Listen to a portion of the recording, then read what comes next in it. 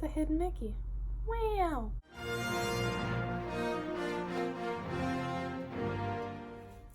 Hello everyone and welcome back to my channel.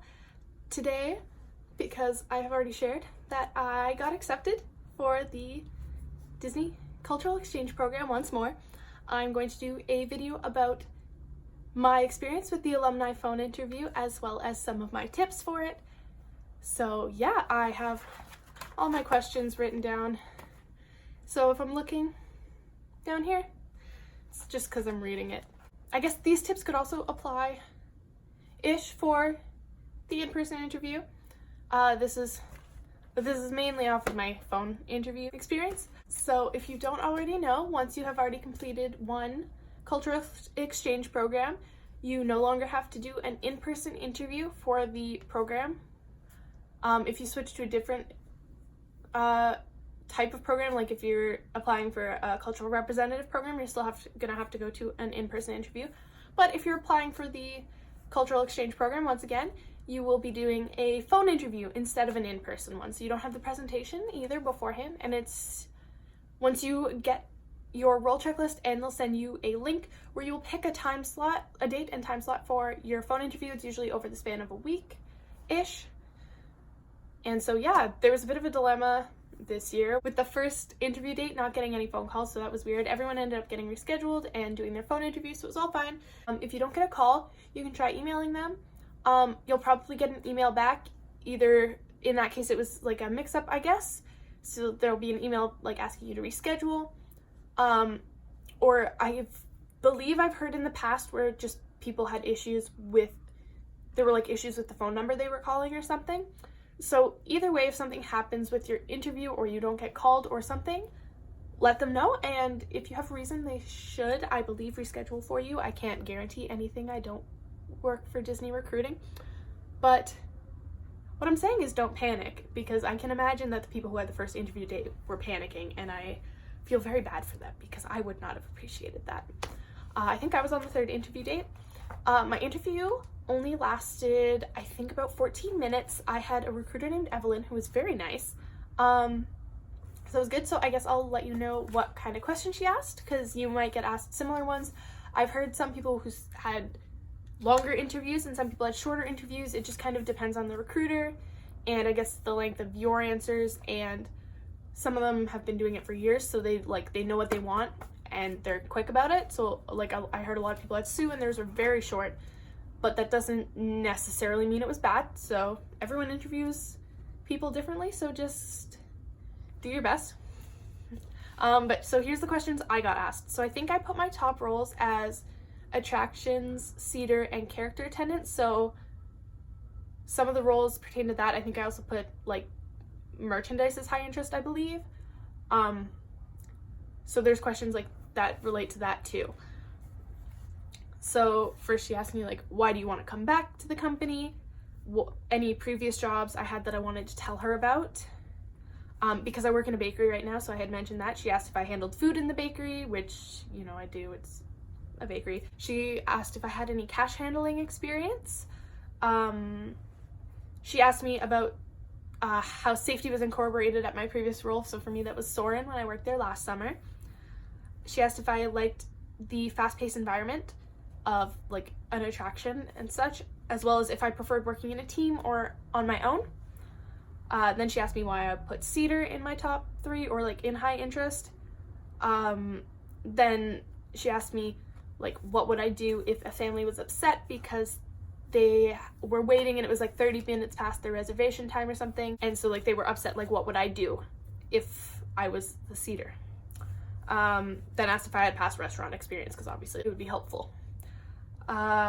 She asked why I put character attendant as high interest, and she asked what I would tell children if when the character has to leave like for break.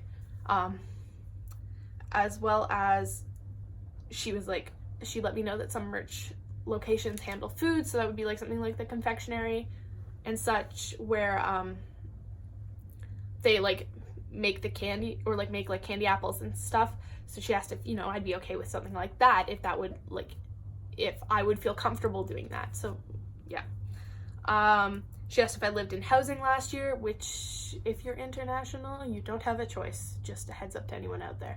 Asked if I lived in housing last year and how was it. Then there were a couple of like just like yes no questions where it was just like, are you okay with lifting heavy objects? Are you receptive to the pay? Are you willing to get a background check? Are you willing to take a drug test? And just if some jobs have tests that you have to go through, and if you don't pass, you'll get recast. And just like, are you receptive to that? And then asked if I had any questions. And actually at the very beginning, which I forgot, she asked, because it's new this year, she asked if I would prefer Disney World or Disneyland, because this is the first year where they've offered Disneyland as an option to international students. So I said I'd be obviously thrilled with either, but I would prefer Disneyland over Disney World. And that's what I got, so yay. But those were all the questions I got asked. They were pretty straightforward. I don't think any of my answers were super long. But she was like very quick through the questions as well. And yeah, so those were all the questions I got asked. And so now on to some tips for the interview. And this, like, some of these might be like really cheesy tips or like, you know, everyone says them, but you know, just to reiterate, and this is definitely just based on my experience, so if you don't think they'd work for you, like, you don't have to follow them. That's totally cool. Totally cool. So my first tip is just to do, you know, your research. So like videos like this, just see what kinds of questions people get asked, and so then you can kind of prepare your answers. But another big thing I think is don't over prepare. So have an idea of what you want to say. Like, even some people I know like to have cue cards and stuff like with them when they're on their interview. And if you're going to do that, I would say use jot notes, because you don't want to memorize your answers completely or be reading them word for word off of a note card, because that's just going to sound kind of fake. Which, I mean, I'm not an interviewer for anyone, but I just think it sounds better when they're a bit more like, not improv, but like if you have an idea and then go with it, because it sounds more like you're talking to a person rather than like you're reading a presentation, which is not really what you want to do for an interview. My next one is to just kind of like know yourself and what you need, because I know a big tip that's out there is a lot of people will say to dress professional so you feel very professional, which might work for some people, but I'm also interviews, especially phone interviews, make me really anxious. I like to be able to interact with the person face to face, so when I don't have that connection over the phone, it makes me more anxious than in person. So for me personally, I liked to dress comfy. I sat on my bed because that way I felt more relaxed going into the interview, which for me I found really helpful. If you personally think that dressing professional will help you, maybe you're just like a very relaxed person in general, so that helps you feel like, you know, you're being professional in interviewing, then perfect, go for it. But don't listen to tips just because they're someone's tips. Do what you know that you need. So for me, that was to be comfortable so I could feel a bit more relaxed during my interview, and I guess that worked for me because I got accepted. My next one is to make sure you're in a quiet place, because if you're in a really busy place and there's a lot of background noise, that just, it'll be harder to do the interview. It'll be harder for you to hear, for them to hear, and it just, like, it seems a little rude to me if you're in like a really busy, loud place. Unless there's like some reason you can't help it, then like I would just explain that to them, be like, oh, I'm sorry it's really loud, like, I don't know, my bus broke down and I couldn't get home or something, like, but like hopefully you do it in like a quiet place and then you don't have any distractions either. Another tip is, because it's a phone interview and you can be anywhere you want, have some water with you. It definitely helped that I could take like a sip of water every once in a while when she was asking questions because my throat was dry.